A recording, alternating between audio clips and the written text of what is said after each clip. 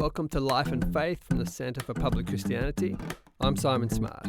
Coming up on this episode. If your motivation for justice is bitterness, even if you get that which is right, it can taste like poison to everybody else. So if our motivation for justice in this world is because we're bitter and angry, even when we get justice, we're left with bitterness and anger. But if what drives our quest for justice in this world is love and compassion, when you get justice, you're left with love and compassion. Why are we here? Can I have a relationship with God? These kinds of things I can't measure with my microscope or my telescope. Hope deranges us. Hope breaks things and breaks things down. Christianity isn't some kind of self-help doctrine. It's not probiotics for the soul or something, you know? He was using the parable of the Good Samaritan to justify bombing Syria. With a constant stream of superhero films of late, it's hard not to read into why we as a culture find these stories so interesting. Now, Natasha Moore is with me. Natasha, cultural analysis of superhero movies. What have you got? I haven't, seen very many of them, Okay. like one or two, but hey, that's no reason why I wouldn't have an opinion on this, No, right? just have a crack anyway. I have enjoyed some of the ones I've seen, but I wonder about what it says about us as a culture that we're so obsessed with these stories. And the thing that I kind of read into it, maybe a real fan would kind of correct me on whether this is the impulse behind it. But I feel like in a political climate where we already struggle with compromise and working our way slowly through complicated problems, superhero movies really tap into that sense that we just want someone who is like stronger than all of it and transcends it. And we don't have to deal with kind of the complexity. We just want someone to fix it. Sort it out for us. Well, yeah. Definitely has a bit of that vibe. Now, Michael Ramsden, who you spoke with last week about some of the more hair-raising speaking experiences that he's had, and also about whether our culture is a bit commitment phobic, well, he sees a different trend in the recent rash of superhero films. And he looks at how their backstories have changed and that these days even superheroes need to have a traumatic past. They need to be flawed and suffering, or we can't respect them. Superman, how can I ever thank you? Don't try now. You'll be seeing me again. Up, up, and away!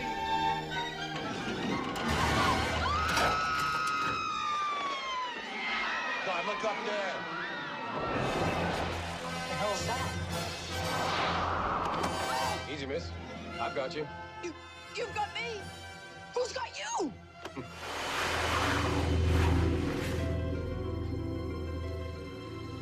This is how you came into our world, son. It's the day of the meteor shower. This is a joke, right? Why didn't you tell me about this before? We wanted to protect you. Protect me from what? You should have told me. That's a bit of old and new Superman, showing some of this evolution from the perfect hero to something a lot darker. I think this has its limits. Batman, for example, was always pretty dark, from the little that I know about. He was a conflicted character. There's always been some angst, but it would be interesting to trace that evolution through, I think. Michael argues that this kind of storytelling is a reflection of what he calls the victim culture that we're living in, which is a term that raises some hackles, of course. Yeah, it does. It sounds a bit like that kind of, you're all a bunch of snowflakes, you millennials, you've got to toughen up. Yeah, and I was worried maybe that was where he was going with it, and it's not at all, actually. We were talking about disagreeing well, that old chestnut. Your favourite topic. Mm-hmm. And we ended up at justice and bitterness and forgiveness and all kinds of things. He says that the meaning of victim culture in history and in psychology is something different from and just way more interesting than the whole snowflakes political correctness fight that we keep having as a culture. Before we jump into this conversation with Michael Ramsden, quick content warning. Towards the end of the episode in particular, we discuss some topics that could be distressing and are probably not appropriate for children. Okay, here's Michael. This is something I've talked about a fair amount over the last 18 months or so, and it is very, very, very complicated right now in that we live in what some sociologists term a victim culture. I struggle with that term because of what it conjures up in people's minds. The only reason we've ended up with that term in modern parlance at the moment is historically, in the fields of psychology and so on, we talked about victim culture to mean if one country, say, invades and brutalizes another country and victimizes them, why is it that then if the tables are turned and that country that once was at the mercy of the other gains the ascendancy, they'll inflict pain back and be blind to it? Does that make sense? So you've got an injustice. A does injustice to B. B suffers the injustice, but now they get the upper hand. And as soon as they get the upper hand, they inflict the injustice back on A. And if you go to them and say, hey, how can you do to them what they were doing to you, and say it was morally wrong? And they're like, oh, yes, but it's excused by. Does that make sense? And so it describes something of that mentality. Well, where we are now socially is we now seem to be in this, sadly, trapped in this very similar position. The victim will victimize. Well, that what we've done is so the other piece that we're missing right now is historically, almost all cultures have understand we should never think of ourselves as victims. So historically, why would you counsel a rape victim to say, I'm not a victim? Well, it's not to deny the fact, that's not helpful or true. It's not to deny the feeling, hey, you shouldn't feel this way, that's not helpful or true. What you're saying is, this doesn't define you. This terrible injustice that befell you doesn't define who you are. It doesn't give you a source of identity. And it shouldn't dictate your future too. And if you allow what this person did to you, this terrible thing this person did to you, to define who you are and determine your future, they haven't just stolen from you in the past. They're taking from you in the present, and they're even stealing your future. And so, hence why they get coached. I am not a victim. I am not a victim. This doesn't define me. And when we met people who couldn't move beyond that, we agreed, yes, this terrible thing's befallen you, but we also thought, how do I help you? I need to help you move beyond this, even if I have to put you on a parallel track, so you live with the shadow of it for the rest of your life. The desire of compassion is, this shouldn't define who you are. However, we now live in a culture that questions that. So all of our superheroes are victims. They don't move beyond their victimhood. They are. So the classical film Superman, the original Superman, had no faults. Then 2017 Superman is lost on a boat in the sea of fog, struggling with who he is. He feels cosmically abandoned, cosmically lonely. He feels hurt. He can't deal with the weight of expectation. I mean, how can he possibly live in this world? He's a victim to be a superhero today. Every Marvel movie that we see, every Marvel superhero has been used, abused, betrayed, hurt, abandoned. They're all victims. Is it not that we want a more morally complex It superhero? can be, but what we do is, our superheroes of the past were people who overcame that. The people we really admired were, wow, this country invaded your country and you don't hate them and you don't feel bitter about it. How is that? And we were inspired by it. Does that make sense? Or this person attacked you and did this to you and you don't feel embittered by it and you don't, how's that? And those were our heroes. Does that make sense? They were heroes, not in the sense that they were morally perfect by any stretch of the imagination, but somehow these massive historical injustices didn't define them and didn't embitter them. And we wanted to know, wow, how is that possible? I want to be like that. Whereas now what we tend to hold up to people isn't that. We do hold up, now this is the model, and everybody wants to be like that. So if we don't have that narrative, we want to invent it. And we've seen some crazy cases in the last 12 months where people have made up terrible things that aren't actually true about them in order to, does that make sense? Hey, I want like victim their status. Own cancers. Yeah, that's right. Yeah, exactly. Because they want that status that comes with being a victim. And that's one of the really big changes that's happened. Instead of saying, wow, this can happen to you, and it does happen, and it's a terrible thing when it happens, and how can we help you out of it? Make sense? Yeah. Now, it's the end goal, and it's what people are aspiring to. But the trouble is that what that means then is that all of our cry for justice becomes bitter. And we live in a world now where most justice cries are motivated by anger. And there's a real challenge with that. But there's reason to be angry. Yes. At Okay. injustice. So and this is the whole thing. And I think this is where the victim mentality thing doesn't conjure up the right image today, because the way that was used historically was the Germans invade Israel, set up the concentration camps, and they kill 6 million people. How come the Jews don't hate Germans today? That was the original, Where's the victimhood mentality? And why is it sometimes there is a victimhood mentality? And how is it possible for a nation, does it make sense, that suffered that at the hands of another nation to forgive it? Does that make sense? So that's where these studies started. Now, but now we use it in a very psychological term. So we assume now when we use the word victim mentality, some minor thing happened, you've blown it out of proportion. Does that make sense? And that can happen, sure. I mean, that happens all the time. But that's not what we're talking about. What do you do when you've suffered huge, massive, chronic injustice? How do you respond? There's a very interesting phrase in the Old Testament where it says you've turned justice into bitterness. And then in a more poetical translation, it says you've turned justice into bitterness, so your righteous acts taste like poison fruit. In other words, what it's saying is, if your motivation for justice is bitterness, even if you get that which is right, it can taste like poison to everybody else. So if our motivation for justice in this world is because we're bitter and angry, even when we get justice, we're left with bitterness and anger. And even Hollywood knows that. So if you watch all the classic Hollywood films about revenge, and someone kills one or a group of people who did a terrible thing, and at the end they ask the question, so how do you feel now? They'll give a version of, it's not enough. I thought once I killed them all and eliminated them all, I'll feel good now. But so even Hollywood used to know. Does that make sense? That can't be the driving. But if what drives our quest for justice in this world is love and compassion, when you get justice, you're left with love and compassion. And so we now think it's a good idea. Of course, we should be really angry and outraged, and we should express that, and that's what should drive this. And if you don't feel that way, then clearly you don't care. Whereas historically, regardless of what culture you were raised in, that was seen to be suspect and dangerous, and certainly incompatible with a Christian world of the worldview as well. Whereas now we actually think that's almost the litmus test. Are you angry about the things I'm angry about? And are you as bitter about them as I'm bitter? And then if you are, then clearly you're on the side of justice. And the person who says we need to fight for justice but without the anger or bitterness is seen as a sellout.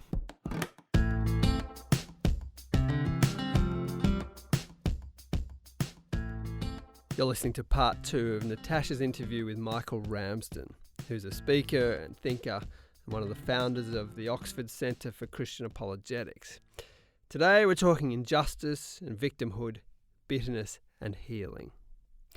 One of the important elements to this is the kind of stories that we tell ourselves, both personally and as a culture, about who we are and what's been done to us and how those two things relate to each other. Yeah, well, we've talked about superhero narratives earlier, but this is visible everywhere we look. And one of the clearest, and I have to say one of the weirdest, accounts of this is one I read in a book called Empire of Illusion. It's a great book. It's about our celebrity culture and illiteracy and spectacle and images and how basically everything is falling apart. It's one of the gloomiest books I've ever read, actually. So the writer, Chris Hedges, picks up on a really interesting example. He's looking at WWE, which you may or may not know, Natasha, is the World Wrestling Entertainment. I've seen it flicking around. Yeah, it's there. And he was looking at this as a way of tracking how our cultural stories have changed. Now, I was really interested in this for a couple of reasons. One was, at the time I was reading the book, my son, who I reckon was about 11 then, he was right into WWE. I don't know where it came from, and I was kind of appalled. This is so bizarre to me. I do not see the appeal. It's very strange. People go in tens of thousands to watch this. Well, it's truly a pantomime performance. It's really quite something. But what I have to acknowledge is that when I was my son's age, I was right into this stuff too. I loved it. It was fantastic. I don't understand. And as Hedges said, and this is very noticeable, the stories that surrounded these wrestling matches when I was a kid were all Cold War stories. So you'd have characters like Boris Brezhnev, you can imagine, who used to come out with the Soviet anthem playing. He'd be in the Soviet flag, and sometimes he'd be teamed up with people like the Iron Sheikh from Iran, and they would fight against inappropriate. the GI, Sergeant Slaughter, this fabulous all-American hero. And it was all terribly racist. But also very notable was you had very clear lines between who was good and who was bad. It was all about the goodies and the baddies. And, of course, America winning. There he comes. The Iron Sheik right over the top of us and into the ring. Trying to attack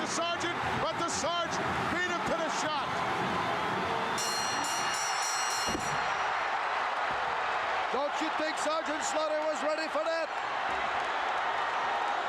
Look at this. He's going to work on the shroud now and ripping it to pieces and throwing it to the crowd. Referee Dick Kroll has already called for the bell, so this match is officially underway. And look at this, Sergeant Slaughter kicking the Sheik on the head with those combat boots.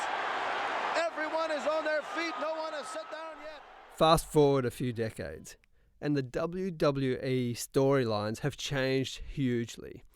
They're now about financial crisis and unemployment. They're about family breakdown and personal revenge. People can be good one week and horribly bad the next.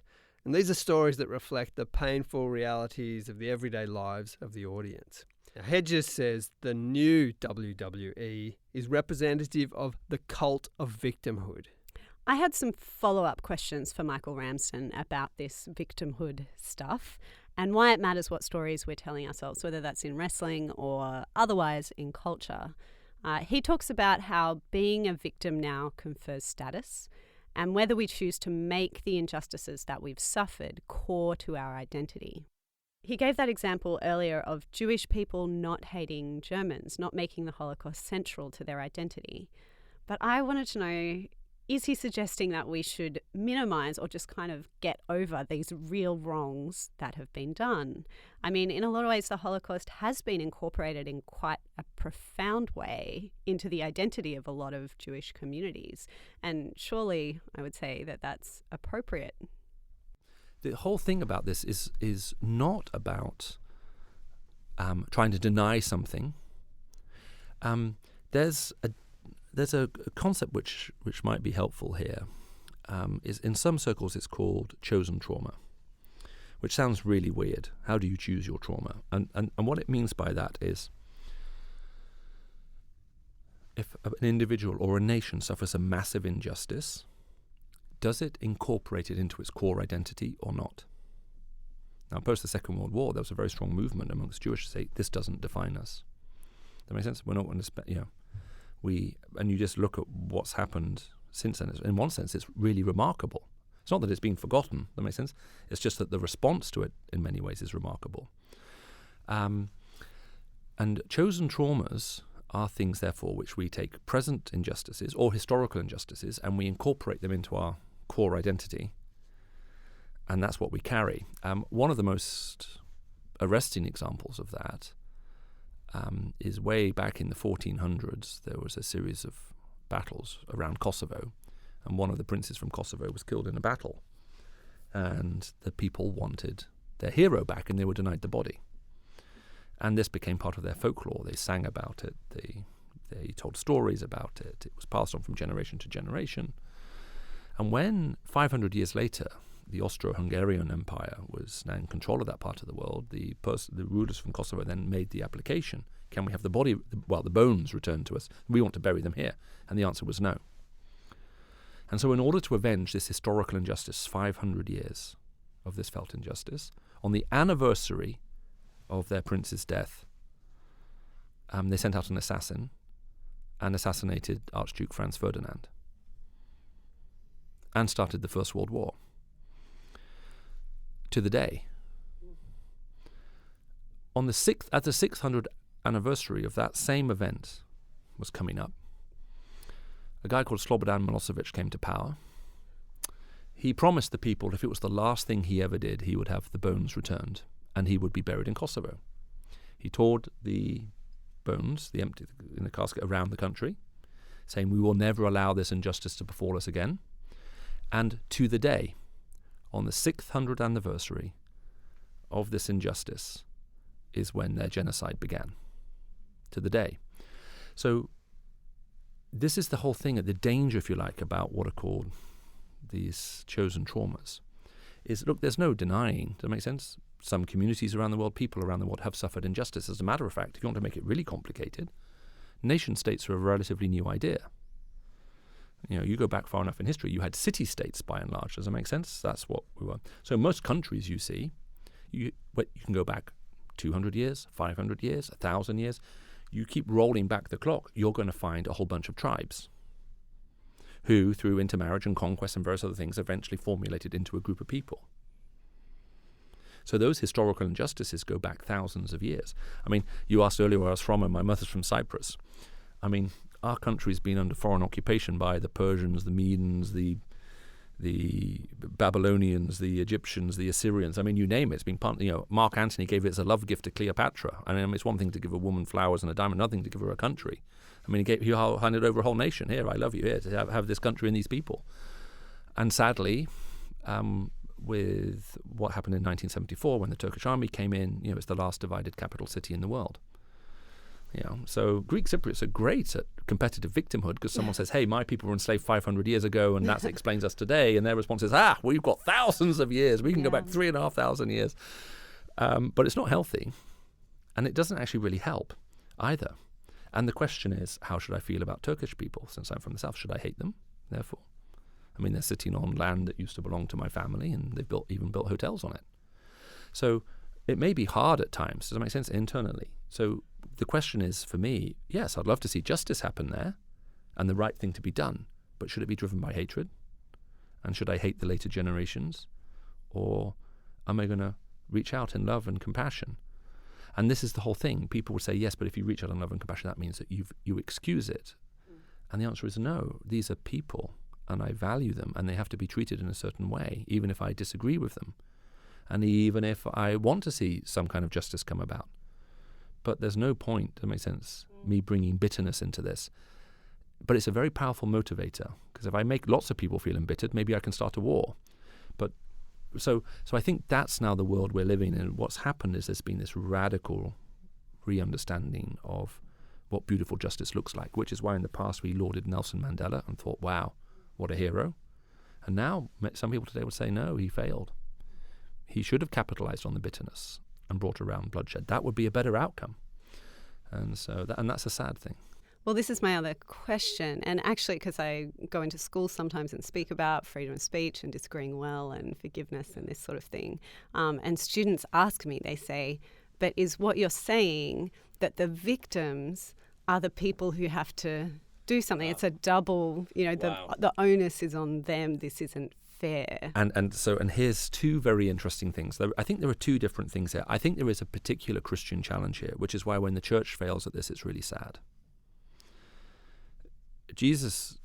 There are a couple of things that Jesus said that even if you're not a Christian, no matter where you live in the world, you've probably heard. And one of them is the Lord's Prayer. And it's very easy to recite without missing the challenge. And forgive us our sins as we forgive those who sin against us. So the question is, how has God forgiven me, and therefore how should I forgive other people? And the message of the gospel isn't, because I made amends with God and figured out that I'd done something wrong and came to him and said, hey, will you forgive me? He went, yeah, okay, you're forgiven. I can see how sorry you are. The message of the gospel is, while I was still his enemy, he came into this world, he paid the price to offer me forgiveness, even before I thought of asking for it. And that's challenging. And sometimes I have to work on it. That makes sense. I experience some things in life and I think, oh, crumbs, how am I going to overcome this one? And it's really, really hard. But the key thing is I don't feel justified in the bitterness, and I can't feel justified in it. So I think there's a particularly strong challenge to the Christian in this, more so than everyone else. Does that make sense? If we're the most forgiven people in the world, we need to learn to be the most forgiving. But on the flip side, in terms of just general society, the problem is when we hold on to our bitterness, we end up paying twice for all of the injustice we've suffered. I say we pay once when it happened, and then we pay again on every remembrance of it. And I remember once speaking in a university, and a lady was there every night, sitting in the same row on the front row. And so after a few nights, I began to, just recognize her. And every night, I would say, if you want to come and talk to me, please do. I'll be here to ask questions and so on. And every night I thought, it looked like to me, she was wrestling with coming up, or not. And on the last night, I can remember thinking, if she's still there, I'm going to go talk to her. And sure enough, she was there early, sat in the same seat on the front row, left-hand side, right by the aisle. And after I finished speaking, after I spoke with a few people, I went and sat next to her and I said, I hope you don't mind. I said, I've noticed you here every evening. I said, and every evening when I've talked about forgiveness and also receiving forgiveness from God, it's almost felt like you've wanted to say yes, but nothing's happened. And I'm just wondering, is there something you'd like to talk to me about? And she said, I've been trying to stand up on the inside. I said, do you mind if I ask what you feel is your struggle? And she said, I was sexually abused by my grandfather. So if I ask God to forgive me, do I have to forgive him? And I remember saying to her, can I ask what your counsellor is telling you at this point? And she said, oh, well, my counsellor is saying I should hold on to my anger and express my rage. So I said, well, is that helping you right now? And she said, no, it's getting worse. She said, I'm now 23 years old, and I feel like first time I told someone was 3 years ago, and I feel like it's getting worse and worse every week. And I just said to her what I said now, I think you're paying twice. You paid every time he did this to you, and now every time you remember, you're paying again. When you let go of the inside bitterness and release that, that's not to say that therefore the grandfather should be let out of prison and have no consequence. That's different. There are two different aspects to this. There's the internal ability to actually let go of all of that pain and that anger and that bitterness and that hatred, which is actually killing us. And then there's the question about externally, what happens? And justice still has to be upheld, otherwise there's no hope, because when justice collapses in a society, hope does collapse with it. So there should be an ongoing price. It's just that, in a sense, it's not out of a sense of, now I want to make you suffer. That's not the motivation for them being in prison. And in some cases, the nature of the betrayal of the relationship is such that it could never be fully restored. But again, the key thing is it's no longer defining the victim anymore. And that's the key bit for people to understand. Otherwise, what we're doing is we're storing up a lot of trouble for ourselves. Because it's very difficult to live with all of that in a healthy way. It can't be done.